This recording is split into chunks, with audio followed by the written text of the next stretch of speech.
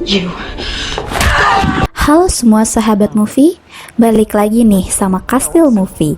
Kali ini Kastil Movie akan membahas suatu film fantasi. Sebelumnya tolong banget nih ya buat kalian diklik dulu tuh yang merah-merah. Buat yang belum subscribe Kastil Movie, dan lonceng notifikasinya jangan ketinggalan ya, biar nggak ketinggalan kalau ada update video baru dari Kastil Movie. Film yang mau dibahas kali ini diangkat berdasarkan novel karya Cassandra Clare berjudul Mortal Instruments City of Bones, yang merupakan seri pertama dari novel Mortal Instruments dari 7 sequel yang ada, yaitu City of Ashes, City of Glass, City of Fallen Angels, City of Lost Souls, dan City of Heavenly Fire. Sayangnya sequel kedua dari Mortal Instruments gagal diproduksi akibat dari sequel pertama, yaitu City of Bones, gagal menduduki tangga film pada masa itu seperti yang telah diharapkan. Di IMDb sendiri film ini mendapatkan rating 5,9. Nah, tanpa berlama-lama langsung aja ke alur ceritanya.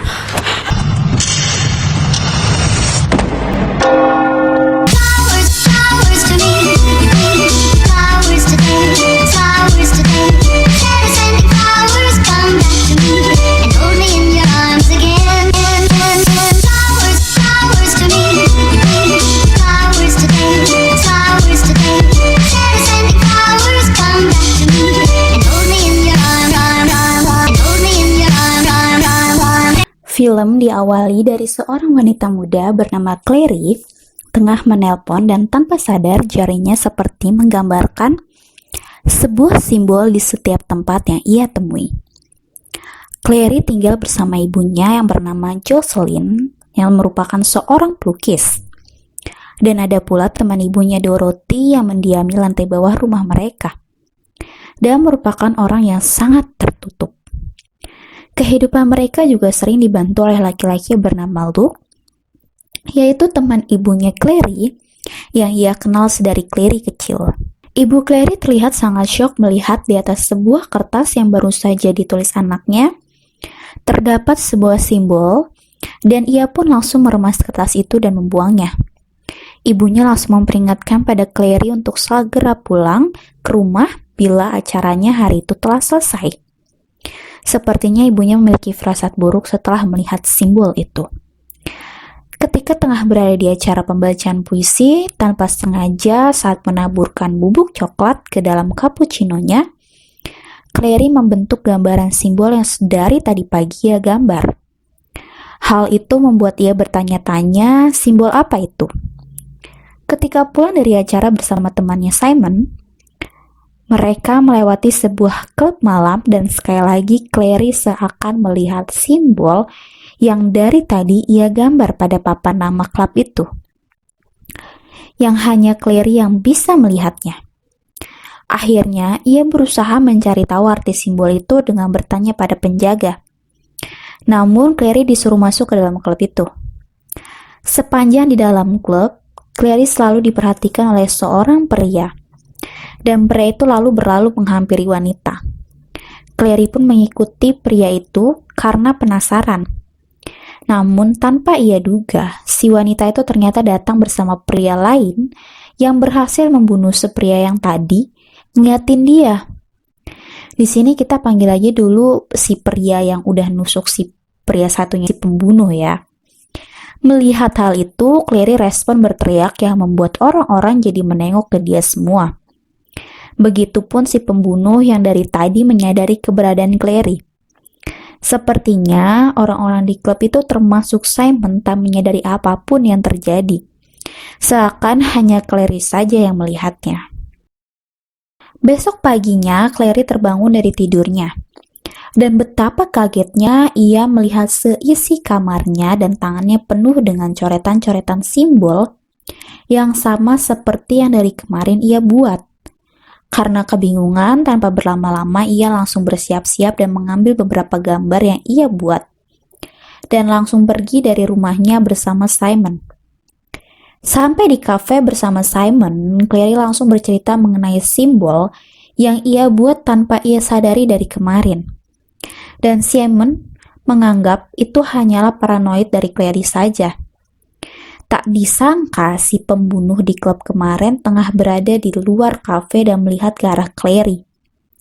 Namun sepertinya hanya Clary saja yang bisa melihatnya, karena Simon tidak melihat siapa-siapa. Clary pun pergi ke luar kafe untuk menghampiri si pria pembunuh itu. Dan ternyata si pembunuh mencari Clary karena ia penasaran kenapa Clary bisa melihatnya.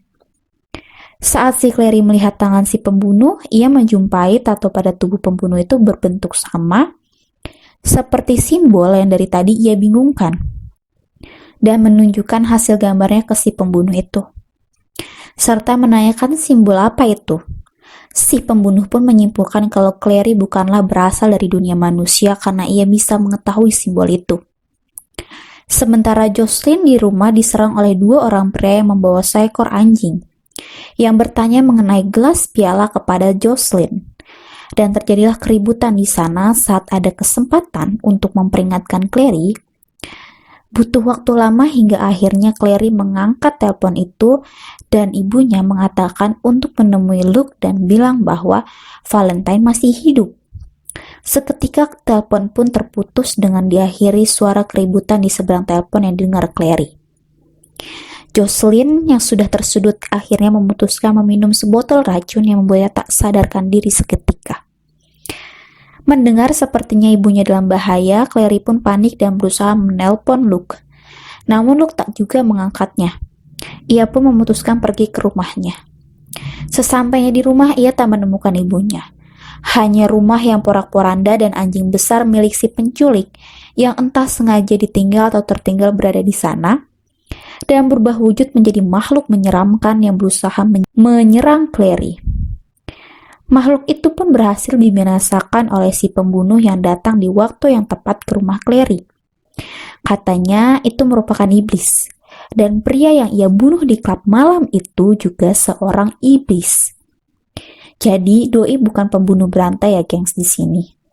Clary pun langsung menghampiri Dorothy di lantai bawahnya untuk menanyakan kemana ibunya. Dan Dorothy bilang gak tahu. Clary dengan panik bilang bahwa Valentine masih hidup, kata ibunya kepada Dorothy. Awalnya Dorothy gak mau bantuin. Akhirnya Dorothy pun berusaha membantu dengan kartu tarotnya yang dibuatkan oleh Jocelyn, ibunya Clary. Bahkan Dorothy juga bisa melihat keberadaan si pria pembunuh yang ada bersama Clary. Jelas ia bisa melihatnya karena Dorothy adalah penyihir. Jadi di film ini kita akan diperkenalkan dengan banyak sekali jenis makhluk ya. Yaitu tentu ada manusianya seperti Simon, pemburu bayangan yang hanya bisa dilihat oleh orang-orang tertentu seperti si pembunuh iblis ini nih. Penyihir seperti Dorothy, ada vampir juga, manusia serigala, dan iblis musuh utama dalam film ini. Dari kartu tarot itu dijabarkan oleh Dorothy, terpilihlah gambar gelas piala. Dorothy menjelaskan bahwa ibunya Jocelyn adalah pemburu bayangan sama si pembunuh iblis yang lagi sama Clary, yang memang tugasnya adalah menyingkirkan iblis-iblis yang ada di muka bumi ini. Dorothy pun berusaha menerawang Clary, namun ternyata pikirannya Clary itu ada yang menutupi, yang sepertinya sengaja dilakukan oleh ibunya dengan menyuruh seorang untuk menghalangi pikiran Clary agar ia dapat terlindungi dari pikirannya sendiri. Tak lama Simon pun datang ke rumah Clary. Si pembunuh iblis pun entah bagaimana caranya membuat dirinya dapat dilihat oleh Simon yang hanya manusia biasa. Dia memperkenalkan bahwa namanya adalah Jesse Wayland. Saat si Jesse berusaha mencari petunjuk mengenai si penculik, Jesse menemukan foto pria terbakar yang kata Clary itu adalah ayahnya yang meninggal saat usianya 2 tahun. Diingat nih katanya ya, kata Clary itu adalah foto ayahnya ya. Jesse juga menemukan bekas botol racun yang diminum oleh ibunya. Tanpa menunda waktu, mereka langsung pergi ke Luke mencari tahu siapa penculik ibunya. Saat di rumah Luke, mereka menjumpai bahwa Luke sedang diikat oleh si penculik, yang kata Jesse itu adalah anak buah Valentine. Jesse mencoba menyelamatkannya. Namun aksi mereka ketahuan karena Clary nggak sengaja memecahkan sesuatu setelah mendengar pengakuan Luke yang gak peduli sama Jocelyn dan Clary selama ini. Akhirnya terjadilah baku hantam, yang akhirnya Simon, Clary, dan Jess berhasil melarikan diri namun gagal menyelamatkan Luke. Setidaknya sudah mencoba ya gak, gengs? Mereka diajak Jess berlindung di institut yang menurut Simon, yang seorang manusia biasa terlihat seperti tempat pembuangan, gedung yang udah terbengkalai gitu.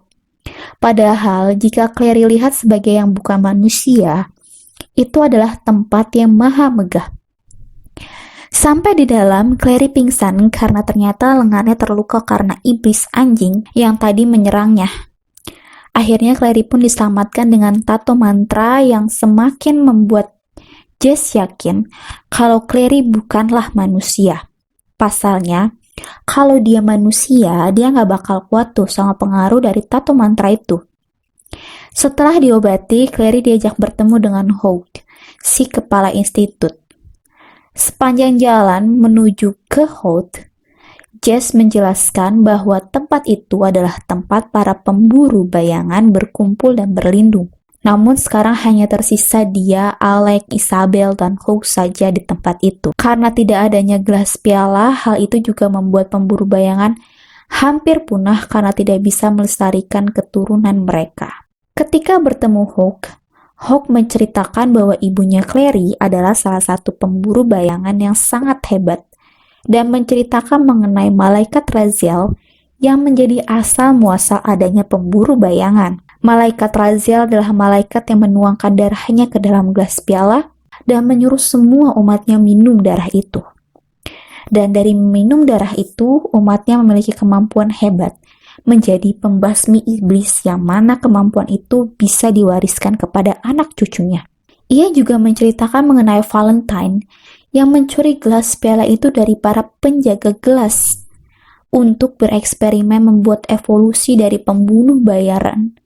Maaf, maksud gue di sini kok jadi pemburu bayangan, pemburu bayangan ya guys, bukan pemburu. Lewat gelas itu dan berusaha bersekutu dengan iblis untuk membuat mereka patuh kepadanya. Bahkan Valentine menyuntikkan darah iblis ke dalam darahnya. Karena percobaan gila itu, Jocelyn pun mencuri gelas piala itu dan membawanya kabur bersamanya agar Valentine tidak melakukan eksperimen gilanya lagi.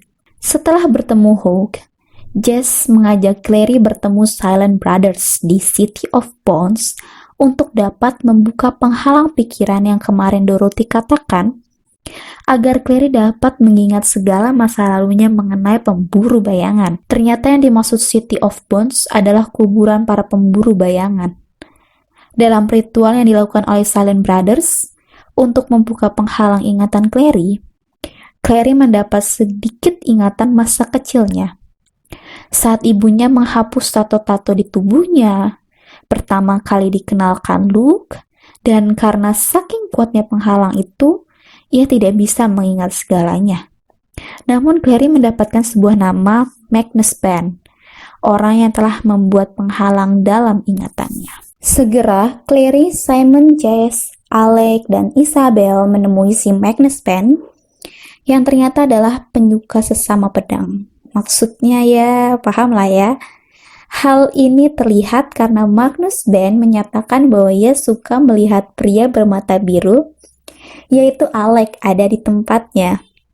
Tanpa berbasa-basi, Ben yang udah kenal Clary dari lama, bahkan Clary aja gak kenal dia gara-gara penghalang ingatan di kepalanya, langsung mengajaknya ke ruangannya dan ia menceritakan bahwa setiap tahun Clary pasti dibawa ke situ untuk memasang penghalang ingatan. Namun sayangnya itu tidak bisa dicabut.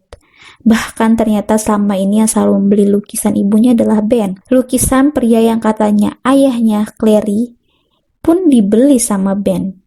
Namun Ben kasih tahu kalau itu bukan ayahnya Clary, tapi itu adalah lukisan prajurit yang mati di Irak. Jadi selama ini Clary itu dibohongin ya sama ibunya mengenai sosok ayahnya ini. Saat tengah menunggu Clary berbicara dengan Ben, tanpa sengaja Simon minum minuman yang diberi sebuah cairan oleh para vampir yang sedari tadi tengah mengincar Simon. Mungkin bau darah suci kali ya si Simon ini. Akibatnya Simon pun diculik. Tanpa berbasa-basi, Jess, Clary yang sudah selesai bicara sama Ben, Isabel dan Alec pun langsung mencari Simon. Dengan terlebih dahulu ke gereja untuk mengambil peralatan perang mereka. Kata Jess, pemburu bayangan itu tidak beragama sehingga mereka bebas masuk rumah ibadah manapun. Dan di semua rumah ibadah itu, di seluruh dunia pasti ada peralatan perang mereka. Jadi curiga kan ya sama masjid dekat rumah? Jangan-jangan ada juga nih. Coba deh kalian cek tuh masjid, gereja, pura, wihara dekat rumah kalian. Kali aja ada kan ya. Mereka pun menuju ke tempat para Dracula berkumpul yang bernama Motel Kematian. Dan mereka berhasil menemukan Simon yang tergantung, siap dijadiin kambing guling kayaknya.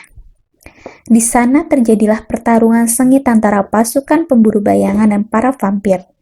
Yang tiba-tiba para manusia serigala muncul seakan membantu para pemburu bayangan. Clary, Jess, Simon, Alec, dan Isabel pun berhasil lolos dari para Dracula. Simon pun diistirahatkan di ruang pengobatan dan entah kenapa, Simon merasa matanya menjadi lebih baik tanpa kacamata. Ternyata saat Clary mengelap keringat Simon, ia menemukan ada bekas gigitan Dracula di pundak Simon. Namun tidak memberitahunya. Simon pun tertidur. Clary pun menghampiri Jess yang tengah bermain piano. Jess memberitahunya bahwa iblis bereaksi terhadap nada-nada tertentu. Di ruangan itu, Jess menunjukkan sebuah pintu dimensi yang bisa membawa siapa saja yang masuk ke sana, ke tempat yang mereka tengah pikirkan. Seketika Clary berpikir bahwa pintu itu bisa membawanya ke ibunya. Namun, kata Jess, perlu latihan untuk masuk ke pintu dimensi itu, karena jika tidak, maka orang yang masuk ke sana tidak akan bisa kembali dan akan terjebak dalam kehampaan. Setelahnya, Jess mengajak Clary ke Taman Institut untuk merayakan ulang tahun Clary, yang Jess ketahui dari hasil research-nya terhadap Clary nih katanya. Nah, oke, Jess adalah stalker nih di sini ternyata. Di sana Jess memberikan hadiah berupa permata besar yang kata Jess, setiap pemburu bayangan harus memilikinya. Dan karena terbawa suasana, mereka pun bercipokan dengan riang gembira. Namun sayangnya kemesraan dan kasmaranan, ya paham kan ya maksud kata ini, kasmaran plus kasmaranan, tak berlangsung lama. Ketika Jess mengantar Clary ke depan kamarnya, tiba-tiba Simon keluar dari dalam kamar Clary yang membuat Jess menjadi salah paham. Kebiasaan kan? Katanya Simon mencari Clary dari tadi. Jadi dia inisiatif nunggu di dalam kamar. Tapi ya nggak gitu juga dong Samsul. Dan di sana Simon merasa cemburu melihat kedekatan Jess dan Clary yang menurutnya harusnya kau pilih aku dan bukan Jess. Karena Simon selalu ada untuk Clary dan sudah lama mencintai Clary. Tapi ternyata Clary hanya menganggap Simon seperti saudaranya sendiri. Simon yang sakit hati pun memutuskan untuk pergi dari institut. Setelah kejadian itu, Clary pun pergi ke ruang utama institut untuk berlatih membuat mantra. Dan tanpa ia sadari, ia membuat cangkir berisi teh yang dari tadi ia minum menjadi menyatu dengan kertasnya.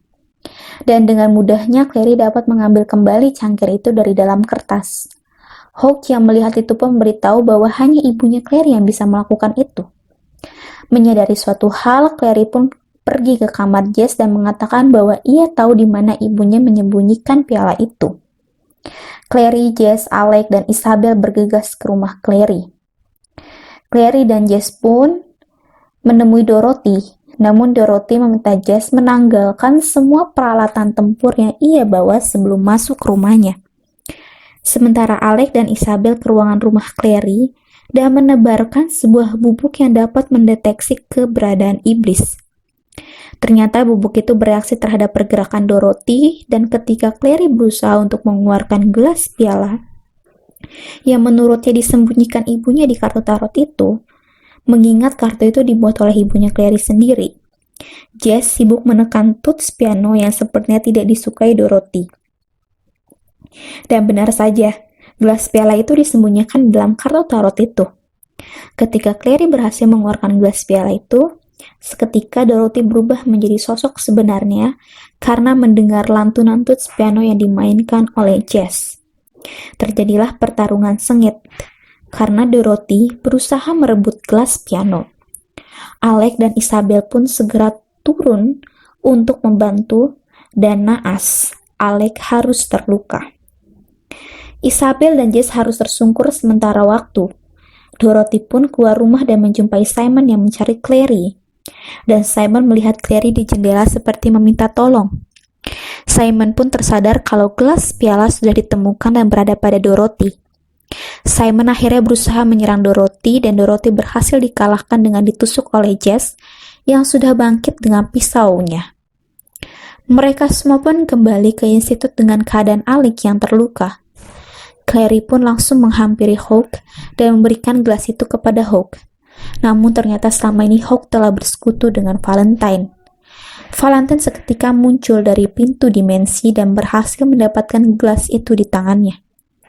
Valentine langsung menyayat tangannya dan menuangkan darahnya ke dalam gelas piala dan menyuruh Clary meminumnya. Bahkan ia memberitahu bahwa ia adalah ayahnya Clary. Clary menolak dan langsung memasukkan kembali gelas piala ke dalam kartu. Ia langsung kabur masuk ke pintu dimensi. Karena merasa Clary tidak memberikannya pilihan, ia pun merangkai sebuah simbol dengan pedang dan tombak di tengah ruangan itu untuk memanggil iblis agar membantu rencananya. Hawk membantu untuk membuka kubah sebagai jalan masuk para iblis. Jess yang merasa ada sesuatu di ruang utama langsung menuju ke sana dan mendapati simbol yang sudah dibuat oleh Valentine. Ia berusaha mencabutnya namun dicegah oleh Valentine yang muncul dan beritahunya bahwa ia adalah anaknya dan nama keluarganya bukanlah Wayland, melainkan Morgenstern. Dengan membuka sedikit ingatan masa kecil Jess yang ternyata juga dipasangi oleh penghalang ingatan seperti Clary.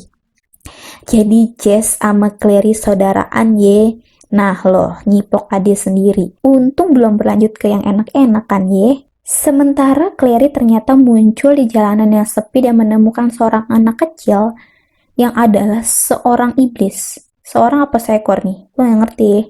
Atau sesetan. Entahlah, hendak menyerangnya. Namun ia diselamatkan oleh serigala yang ternyata itu adalah jelmaan Luke. Yes, Luke adalah manusia serigala. Temennya Jacob, mantannya Bella Swan. Menurut Luke, Clary bisa sampai di sana karena ia tengah memikirkan Luke. Luke juga memberitahunya bahwa apa yang ia katakan saat itu kepada para penculik adalah untuk melindungi Clary. Ia juga membenarkan bahwa Valentine adalah ayahnya dan ia memiliki kakak laki-laki bernama Jonathan Morgenstern. Sementara di institut, Isabel dan Simon yang masih sibuk mengobati Alec tiba-tiba didatangi oleh Magnus Penn yang muncul untuk membantu menyembuhkan Alec, si laki-laki mata biru yang ia taksir. Ketika Isabel dan Simon sedang mengambil peralatan yang diminta Ben untuk menyembuhkan Alec, Isabel dan Simon melihat di sudut ruangan itu ibunya Clary tengah tidur dengan melayang. So selama ini nggak jauh-jauh ya, si Jocelyn alias ibunya Clary disembunyinya tuh di situ-situ aja ya. Ternyata Simon pun langsung menghubungi Clary mengenai penemuan mereka. Nggak lama penjaga datang dan langsung memindahkan Jocelyn entah kemana. Clary pun langsung menuju ke institut bersama Luke dan rombongan manusia serigalanya. Sampai di institut sudah dipenuhi oleh iblis. Terjadilah pertarungan yang membuat Isabel sadar bahwa Clary jauh lebih kuat dari perkiraannya karena ia bisa mengetahui tato mantra yang gak ada di buku, bahkan ia juga gak tahu. Singkat cerita, hanya tersisa Isabel, Clary, Simon, dan Luke yang lebih memilih menghabisi iblis di ruangan itu.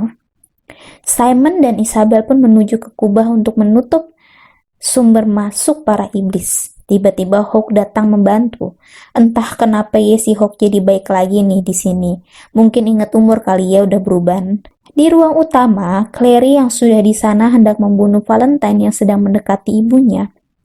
Tengah berbaring di sofa, Namun, itu dicegah oleh Jess yang mengatakan bahwa apa yang dilakukan Valentine tidak seperti yang kita kira. Dengan wajah yang sepertinya penuh keterpaksaan mengatakannya. Dan di situ Valentine memberitahu bahwa mereka bersaudara. Clary benar-benar syok karena tahu hal itu. Selanjutnya, Valentine menyuruh Clary mengeluarkan gelas piala itu dari kartu tarot dengan kekerasan yang bikin Jess gak tega dan buat Jess dan Valentine beradu gulat lagi. Hal itu membuat kartu tarot itu terlempar ke Clary. Clary pun mengancam akan membuang gelas itu ke pintu dimensi kalau Valentine bunuh Jess. Akhirnya, Valentine mengalah dan Clary memberikan gelas itu. Namun seketika Clary pun langsung menendang Valentine masuk ke pintu dimensi dan menusukkan sebuah stick mantra ke pintu dimensi yang membuat pintu dimensi meledak dan berubah menjadi salju. Gelas piala pun berhasil diamankan oleh Clary dan tetap menyimpannya dalam kartu tarot. Setelah kejadian itu, Jocelyn dimasukkan ke rumah sakit untuk memulihkan kondisinya agar cepat sadar. Clary pun berusaha merapikan rumahnya yang porak-poranda dengan mantra. Jess pun datang dan mengajak Clary kembali ke institut karena tim mereka membutuhkan Clary, serta berusaha melupakan segala perasaan yang pernah mereka rasakan.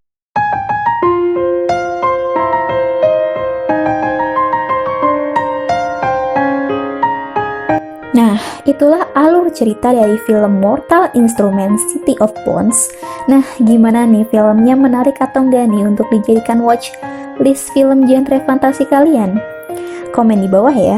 Buat kalian yang suka dengan video Castle Movie kali ini, jangan lupa di like dan di share sebanyak-banyak ya. Biar kita makin semangat untuk update video-video terbaru buat kalian. Akhir kata, Castle Movie undur diri dan sampai jumpa di video berikutnya. Bye-bye.